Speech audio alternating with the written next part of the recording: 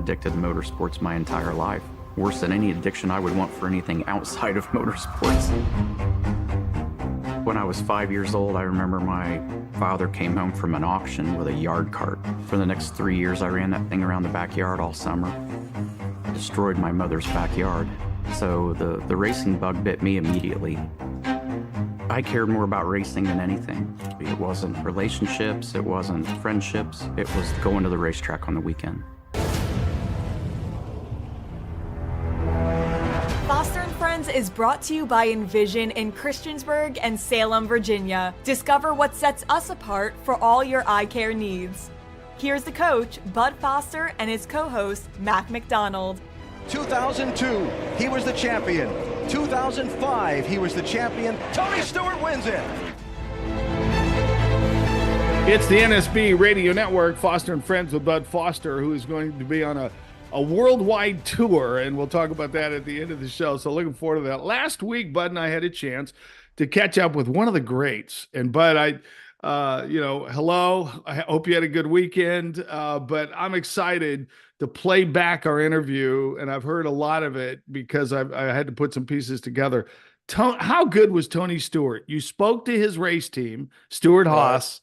Right. And I mean, you just had a great time there. And I think you've built a pretty good friendship with Tony now. Yeah. I mean, number one, it was a thrill for me. And I know we talked about this before on a previous show, but it was a thrill for me to go down there and just, see the operations of a NASCAR team. Mm-hmm. But then to meet a legend, of just racing, not just of NASCAR, but of racing, because you talk about a guy that's raced every level of motorsports and has won. Midget cars, Indy cars, stock cars, trucks. I bet he's raced grocery carts. Oh, probably so. And now he's doing Top Fuel, Yeah, and, Top Fuel now, yeah. But the guy has won at everything, and just maybe one of the greatest of all time in any sport, Mm-hmm. And but anyway, yeah, that was just a thrill for me, and to be able to, he just showed was just a gracious host. Got a chance to meet his lovely wife. Got a chance to meet the drivers of his, of Stewart Haas Racing, as well as being able to spend some great quality time with Tony. Like I said, it was a thrill for me just to be able to, to visit with him. And he's just a normal guy. And, and it was just, it was a lot of fun for me. 49, just some numbers, 49 wins, 308 top tens, 18 years, 618 races. As we said, everything. He won the World Karting Championship in 87, and that's where it all began. He actually won 4 NASCAR titles, one as an owner, one as an owner driver, and then the other 2 as a driver. But in the conversation that we'll have, he talks about guts, recruiting, cars, and he breaks down. Remember how he broke down how certain the difference between Indy cars and NASCAR handling cars in the corner. He said it's between a bowling ball and a tennis ball. It was one of the great descriptions I've ever heard. Yeah, I mean, you talk about he had it down to a science, and that's where you figure that's what separates those guys. Mm-hmm. As far as he knows the ins and outs of the machine, but by the same token, he's talking about the instincts of a driver and the guts and the courage of a driver, but also understanding how you can handle this thing and how hard you can and how far you can push, this machine. And it's really some really interesting stuff. And it puts it in great perspective when it's all said and done. He had Eddie Cheever was a longtime successful NASCAR guy, IndyCar guy, won a lot of titles. Eddie Cheever was just, kind of a Hall of Fame name. And Eddie Cheever gave him one of his first cars. He tells this great story. He goes, Cheever jumped over the wall and said, "If you put one scratch on that car, I'm going to kill you." And he goes, that's all he said. And Cheever went back over the wall, got on his airplane and flew home. And so Stewart would, he drove about 40 miles an hour. I was going to say, he drives scared, and Smoke, he never drove scared. No, that's true. But anyway, it's quite the legacy with Joe Gibbs. And of course, he'll talk about the Earnhardt dynasty as well. This is a wonderful conversation. So that's our topic today. We get 3 segments with Tony Stewart. It's going to be fun. So hang in there. Bud and I come back with the one, the only smoke, as Bud just said. Tony Stewart. This is the NSB Radio Network, and this is Foster and Friends. You know, eye health is one of the most important things that face aging adults. Understanding how bifocals, reading glasses, and proper eye care can make a difference. It's important to our day-to-day life. Envision, operated and owned by Becky and Scott Mann since 1990, is an award-winning practice that actually has been around since 1958. Folks in the Valley love the special individual and family care and the technology and support that Becky and Scott provide. From contact lens prescriptions to sleek frames, the staff will make sure that you and your family have the eye health and care that you deserve. Booking eye appointments and exams is easy. Log on to envision2020.com. Look for the new patient quick links. Envision, a proud supporter of Foster and Friends. I promise you will see things differently. I remember having my uniform on, and it was just like the opening scene of Days of Thunder. I was standing at the wall, had my helmet in my hand, my gloves in my hand, and Eddie Cheever gets out of the car at noon, literally climbs over the wall, pokes me in the chest, and he goes, "If you crash this car or put a scratch on, I'm going to kill you." Never said a word to me the whole time I was there. That was the first words he said to me, and turned around and walked off and went straight to the airport. Foster and Friends is brought to you by Envision in Christiansburg and Salem, Virginia. Discover what sets us apart for all your eye care needs. Welcome back. It is the NSB Radio Network. It's Foster and Friends. And Bud, I guess you've had a little interaction with this guy, right? Well, I did. I got a chance. I'm like you, Mac. I've followed this guy for so long in racing, but we've got the great Tony "Smoke" Stewart, on the show today. But I got an opportunity. I was asked to come down and speak to his team before the start of the race season, and it was a tremendous thrill for me and a tremendous honor. But I got a chance to spend a little bit of time with Tony. But like I said, maybe one of the greatest, if not the greatest racer of all time, just because of his body of work. And we're blessed and fortunate to have the great Tony Stewart on the show today. Tony, thanks for coming on with us, man. I appreciate you guys having me. I feel like I'm the low guy on the totem pole here. Well, I don't know about that. You're elevating this. But we've been doing this now for a year and a half. Mac used to be the voice of the Virginia Cavaliers, the Wahoos, and obviously, I spent 33 years on the sidelines here at Virginia Tech, and it goes to show that opposites can attract, sometimes.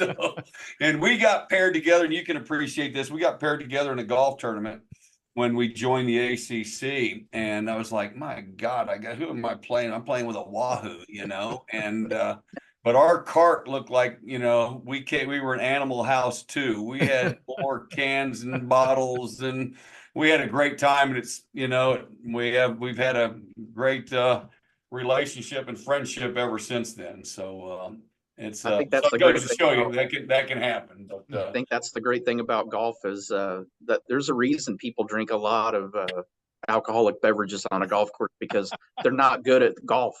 So that's how you make golf fun. We picked up a lot of trash. We picked up a lot. So that's why our car, Tony, it is so good to see you, and with everything you've done, and you're stepping into kind of a new arena now. And one of the quotes I heard you say said, "It's not the speed, it's the competition." You guys love competition, don't you? Yeah, and what I meant by that is, I'm now in NHRA driving a Top Fuel dragster that on a good run runs over 330 mile an hour in 1,000 feet. It's asinine. But this winter in December, I'll be back in Fort Wayne, Indiana, running a 4-cylinder midget car indoors on a concrete floor in a Coliseum. We probably won't get up to 50 miles an hour in there. But so it's really not about the speed and the mile an hour. It's about figuring out how to be faster than everybody else that you're racing with. And I was going to say that's got to be, you've raced and won at every level. I mean, you're a NASCAR multi-champion as a driver, as an owner. You're an IndyCar Series champ. You're a USAC. You won the Triple Crown, which, there's a lot of people may not know that in racing. That's pretty cool. I grew up in the Midwest. I grew up watching late models on dirt and midget cars.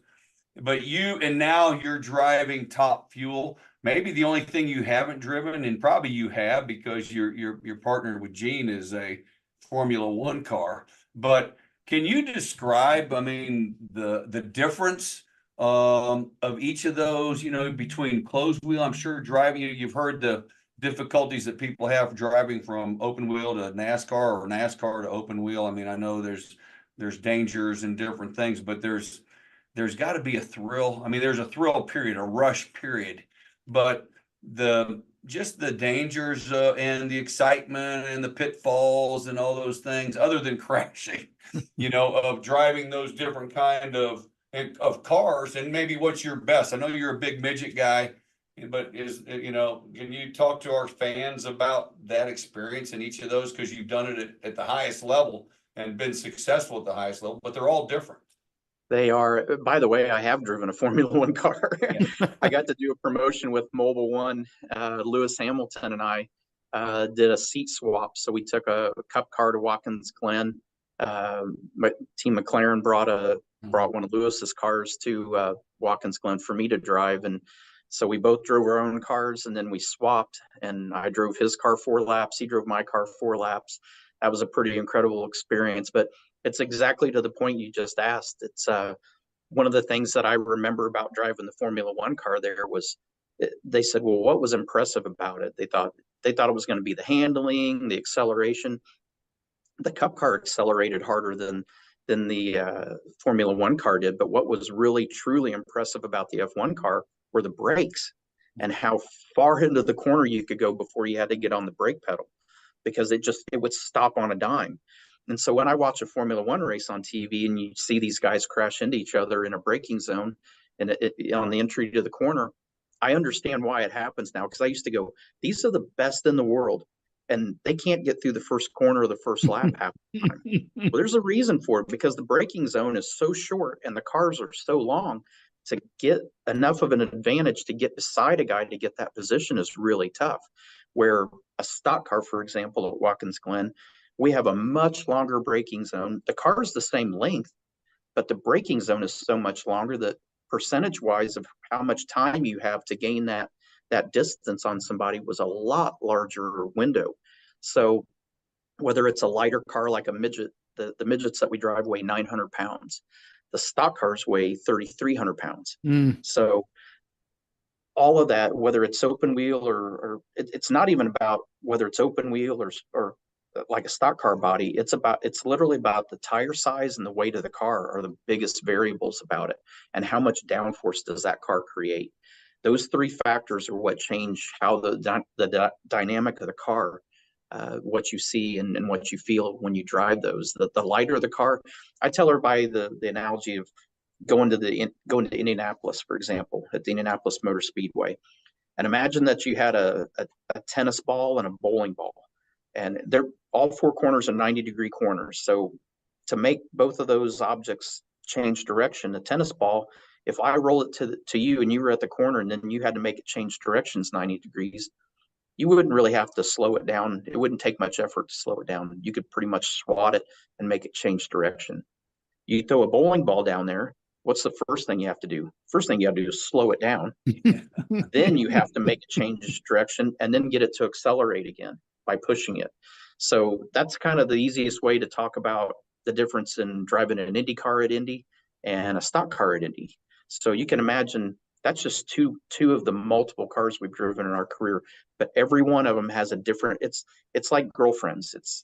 They all have different personalities. There's something unique about all of them that you love, and there's something unique about them that's a challenge, but they all have their quirks, and it's literally about learning what each car likes and doesn't like, and being able to adapt to it to make it get 100% of its potential.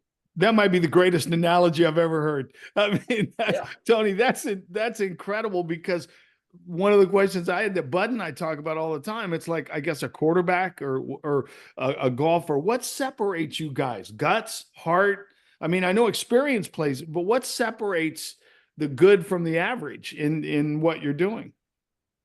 I think it's two variables. I think first and foremost, it's natural talent, but you have to be able to take natural talent and then you have to be able to do the right things with it. So I think those are the two variables that really, I feel like, separate the good drivers from great drivers. The great drivers are the ones that are going to do whatever it takes. They're going to figure out what it takes to do it, but they have a natural ability that makes that a lot easier for them, to where they can, their natural talent gets them the majority of the way there. Then it lets them focus. They don't have to think about it. They don't have to think about what they're doing in the race car.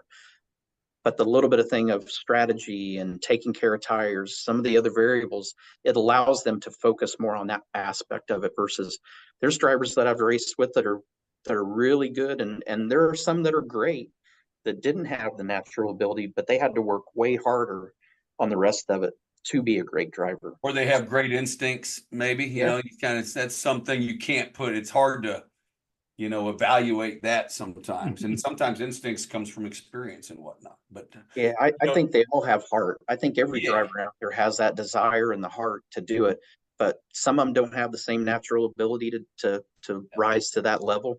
And then there's just some that no matter how hard they work, they're just not going to get there. Right. There's just elite people that their mentality, how they approach everything. But I truly believe it starts with natural talent. Three-time racing champion Tony Stewart on Foster and Friends. And when we come back, how to scout and grow that talent that Tony talks about. This is the NSB Radio Network. It's spectacular. I spent 2.5, 3 hours here yesterday getting the tour. You hear about it, I'm like, oh, that sounds great.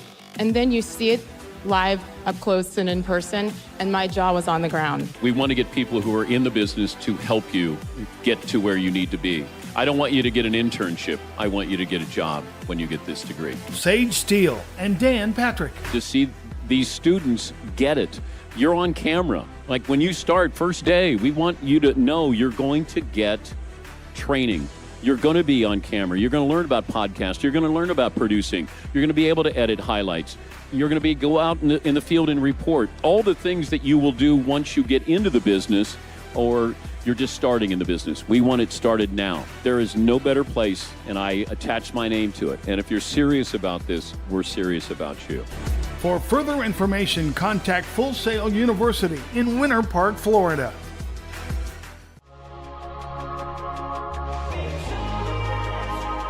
Back at the front of the field, Buddy Lazier, the purple 91 car, and that's Tony Stewart in the 20 car.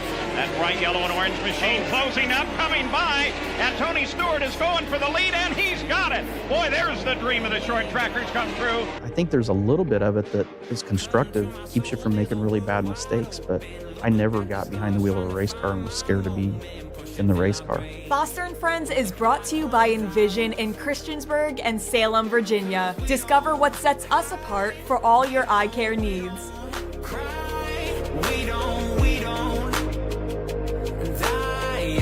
The great Tony Stewart is our guest on Foster and Friends and the NSB Radio Network. When he spoke with us last week, he got into the science of scouting talent. Once again, here's Bud. do you actually, like, now that you're an owner, I mean, I know you're looking at trying to evaluate talent out there. You've got 4 really talented racers right now, drivers right now. But do you guys have a scouting team that goes out and evaluates talent around the country? And where do they start at go-karts? They go to midgets, they go to late models, they go to these, Motor Mile Speedway here in Pulaski, Virginia. But I mean, do you have a team that does that, or personnel that does that? We really don't. I mean, some of the OEMs, some of the manufacturers are starting to create programs like that. We did it the old-fashioned way. And this is a changing time from this aspect as well. Every week I used to get the racing papers. I used to get every racing paper that was out there. Mm-hmm. And you'd read the racing papers, and if you saw a name that kept coming up week after week, you're like, I need to pay attention to this guy. And it was literally that simple for us. We weren't scientific about it. We didn't send people on the road. how I got discovered in NASCAR was by Lauren Ranier, and his father was Harry Ranier, that used to own the 28 Hardee's Cup car that Cale Yarborough drove. Mm-hmm. And Lauren Ranier came to Eldora Speedway, which we own now, but came and watched me race. And he had his eye on me, but that was the first time that he watched me race live and introduced himself. And for a year and a half, he kind of went to a lot of the races with me, just to see how we were doing. And that's how I ended up getting hired. I was hired by him and his father to run what is now the Xfinity Series. Yeah. Clear back in '96. After we won the USAC Triple Crown, which people think the USAC Triple Crown is like the Triple Crown in horse racing. They think it's 3 individual races. Right. Crown, 3 season-long point championships that we raced for. But Lauren was there and saw that the year before that we won the championship in the midget, and then the second year we won the Triple Crown with the midget, the sprint car, and the Silver Crown car. But there's guys like Lauren out there that are kind of independent contractors. That I think Lauren actually works for Chevy now. And he goes out and scouts talent and just looking at guys just like football and basketball and baseball now. Yeah. To piggyback on what Bud asked, which is a great question then, Tony, what was it, a dozen years ago? How did you discover Danica? I had obviously watched her a lot in IndyCar because even though I was a NASCAR driver, first and foremost, I'm a race fan. So it doesn't matter to me what form of motorsports it is. If it's on, I'm watching it because there's something about it, about every form of motorsports that I watch that I think is cool. So I obviously watched Danica a lot. And then when I found out she had interest in coming to NASCAR, I had watched her enough and watched enough of the IndyCar races to go, I think I can work with her. And I think we can get her to where she can win races. Was it a tough transition for her? It was. And she's one of those people that she's got a lot of natural talent, but I would say initially she worked very, very hard at it. She would sit there, she would look through notes, she would watch videos. I remember going to Daytona for the first event that we raced with her, and literally in practice, when you run by yourself before qualifying, you hold it wide open and you hold it down to the line, and there really isn't much to it other than the balance of the race car. If the car is tight or if you hit a bump and it makes the car loose. My debrief lasted about 30 seconds on what my car felt like. Her debrief took 20 minutes. And I looked at my crew chief and I said, I don't remember that many variables that happened in the 2 laps we just ran. She talked for 20 minutes about what the car did for 2 laps. Wow. And it really gave me a great appreciation of how detail oriented she was. And I learned from that. It made me more detail oriented, thinking of such small things, because for qualifying, I didn't care. If we qualified on the pole, great. That's what you want, obviously. If we qualified 30th, who cares? I got 500 miles to get there. I'll figure it out.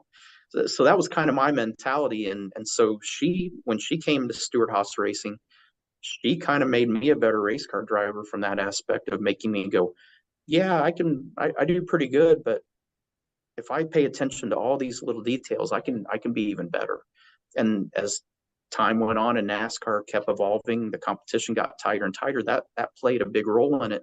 And now you look at the drivers that are running now, they're watching the entire race film, just like football games and football teams.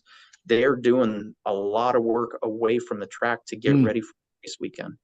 Well, that's where it's changed so much. I remember, we've had a few guys that have been in our program here, and then guys that went on that were involved in racing, and so I had a chance to go visit some teams prior to you, but that was back in the earlier days. It's amazing now with these new Gen X cars, this generation. What are there? There's like 7. Is that what you guys get right now? It's almost like you in the past. I remember I was in there. It looked like a showroom as far as how many cars were in there, even a lot, because you might have had 70 cars being prepared, to go to the track. Now you only have, it's like a handful that are in there.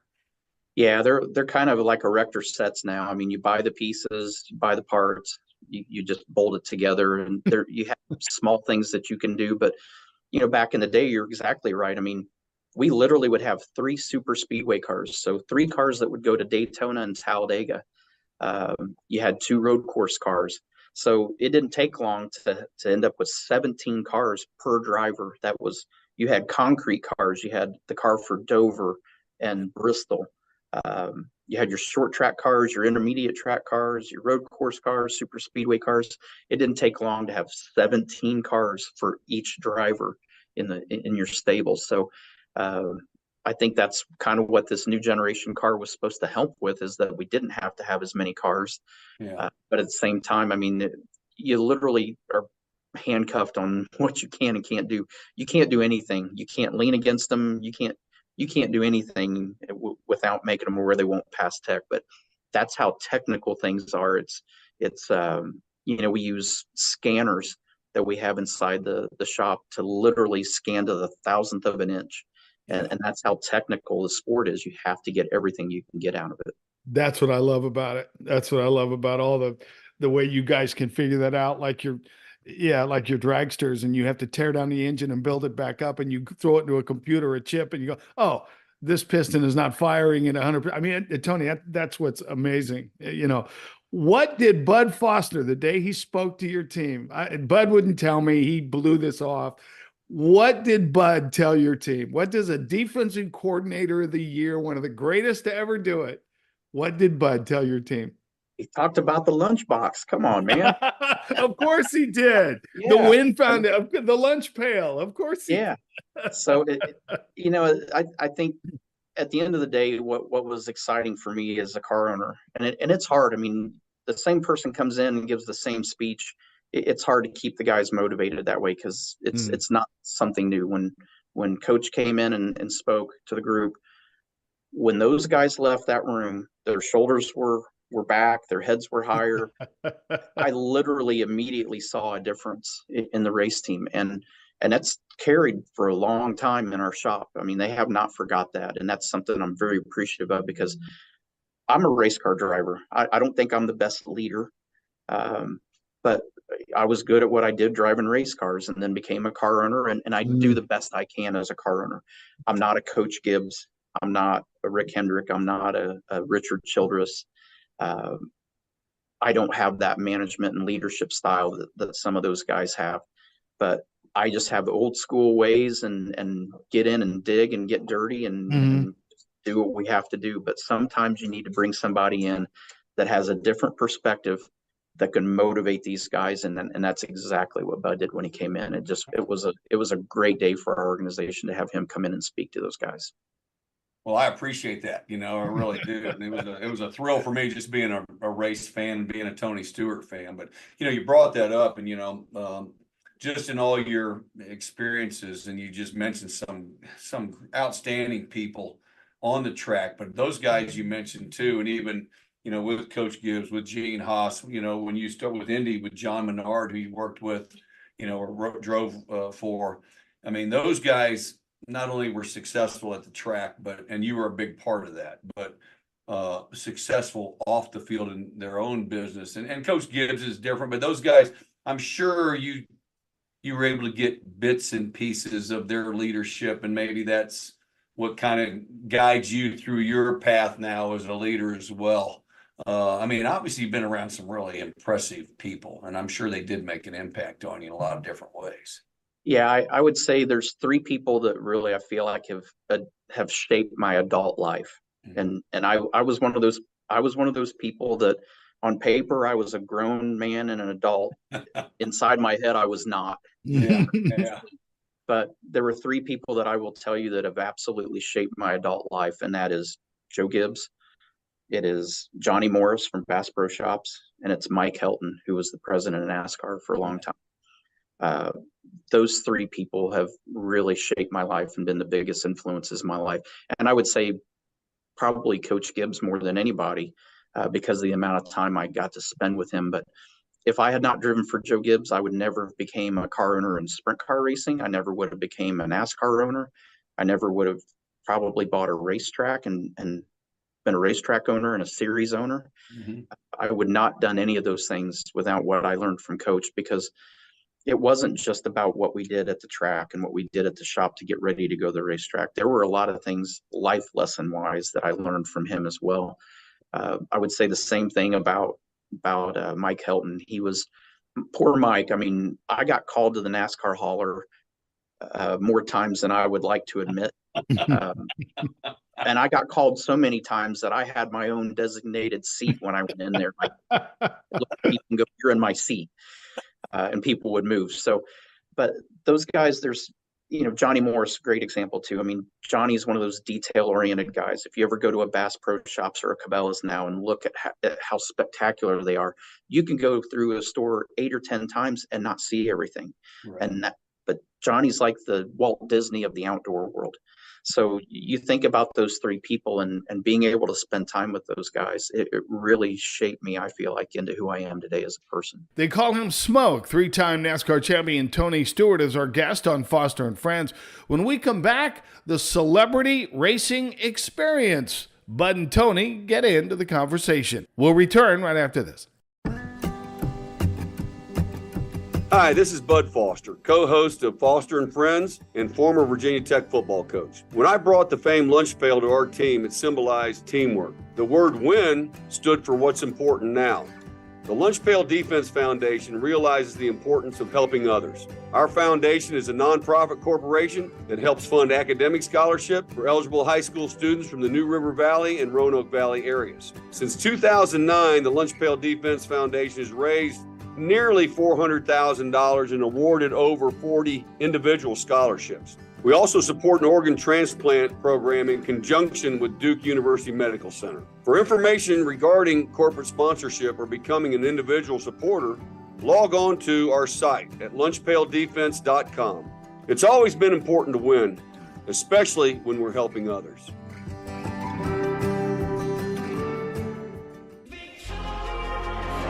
Tony Stewart will be one lap away from finishing off with a champion's celebration. The Rushville Rocket from Indiana is the 2002 NASCAR Winston Cup champion. You literally didn't care about anybody else. I was a basket case because it literally was down to Mark and I. I mean, one of the two of us was going to win. Nobody else mathematically could even win the race. Foster and Friends is a presentation of the NSB Network and produced by Mac McDonald Media, LLC. Once again, here's the coach, Bud Foster. Welcome back, Foster and Friends on the NSB Radio Network. And Bud, I've got to clear up one thing. Tony is actually a 4-time champion because he won 2 as a driver, 1 as an owner driver, and 1 as an owner. Well, the celebrity, the superstar racing experience, a pretty big deal, especially in Southwest Virginia. Bud and Tony continue the conversation. We want to keep you going with this. I know you're involved with the superstar racing experience, and you had that, like I said, up here in Pulaski. That's such a cool event, and you besides yourself and getting some other name guys to come in and go to these local tracks. You have so many fans that can't go to, the weekends and things of that nature. So you guys to bring that race to them, I think is just such a great experience. I didn't get a chance. I was out of town. I watched the race. I was in Colorado. My son brought my grandson there, and they just had the time of their life. And it was so, kudos to you for that. And George Pine, is a good friend of mine. His brother, I don't know if you've met Jimmy. You probably have over the year. Jimmy played for us and played 9 years, 10 years in the NFL. But anyway, we just as a fan and somebody that we get a chance to see some pretty cool racing, appreciate that. And I know your time's limited, but I want to hit last bit. And you're now into this top fuel racing. I mean, that might have to be the rush of all rushes. I know you just got recently married to Leah Pruitt, and now Leah Pruitt Stewart. You've taken over her ride, is that right? And then what's that like, man? I mean, just like you said, you're riding around 700, 800 horsepower motors riding around a circle, and all of a sudden you're flying down and in 3-point-something seconds, it's like on a rocket ship. What's that guy? That's got to be totally different.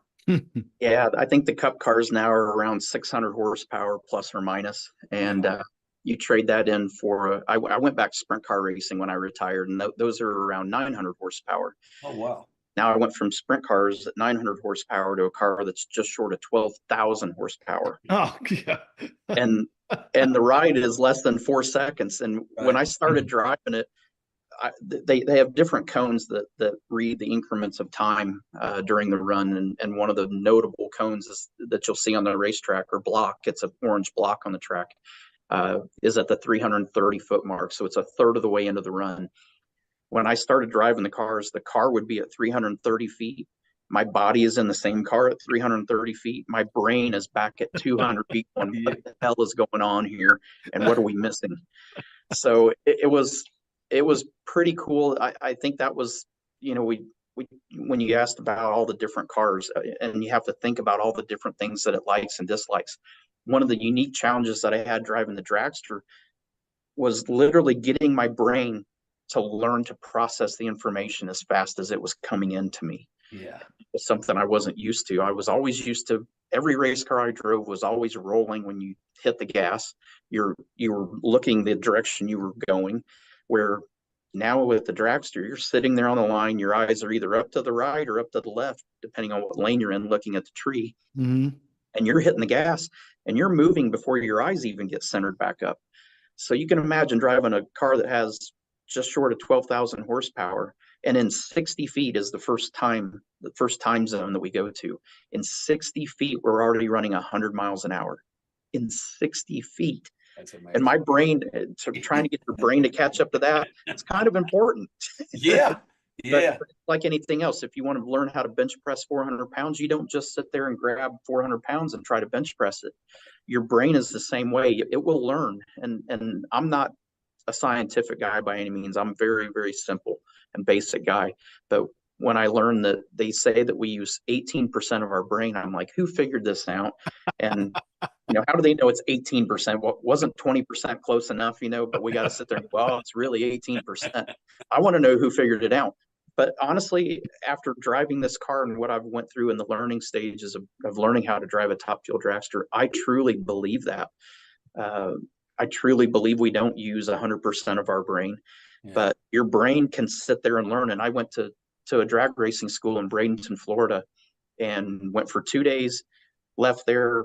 I gave myself a C on the report card. There were a lot of things procedure-wise that were just way different than anything I'd ever learned. And I went back 3 months later, and my goal was to literally get my eyes to get from the tree to the focal point as quick as it needed to happen. And that's where I really struggled the time before. And I told Leah went with me, and I said, that's my goal by the end of these next 2 days, is to have that happen and get locked on. And literally the very first run out of the gate, it happened. And I'm like, we sat in the hotel when we got there that night before the second day. And I was like, how does that happen? And I was like, oh my gosh, your brain, even though it's not in that application at the time, still remembered what we went through and goes, I can make an adjustment. Totally away from the racetrack, not being in the race car, your brain is making those adjustments. Yeah. And then the first run out of the gate, it accomplished that. And I told her that. She came back I came back from the first run. She goes, how was it? I said, remember what the goal was? She goes, yeah. I said, it's already happened in run one. We're not going to have to work for 3 days or 2 days to get it to that. That's amazing. So that's something that amazes me about how our brain processes information and how it learns how to process information fast. But how do you feel like you're progressing right now with the in the funny car, or in the rail car rather? She hasn't fired me yet, so the crew chiefs and her tell me still, I get to still learning though, still learning, and I mean, there's so much like you said, so much in such a short period of time. I mean, people just think you're putting your foot on the gas and right. Going as fast as you can, and you got the, what is it when you do the tire, what do you call it, when the burnout?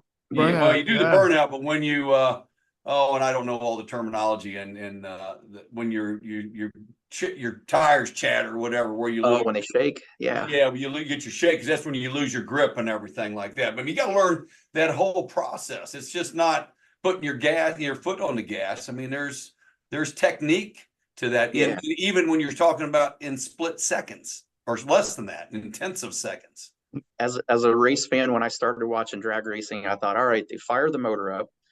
The guy, twists some screws on the injector and sets the idle and this and that. They do the burnout, they back up, he does it again, they stage the car, the light changes, they hit the gas. And I know, because I've watched enough drag racing, everybody thinks they just hit the gas and it goes in a straight line.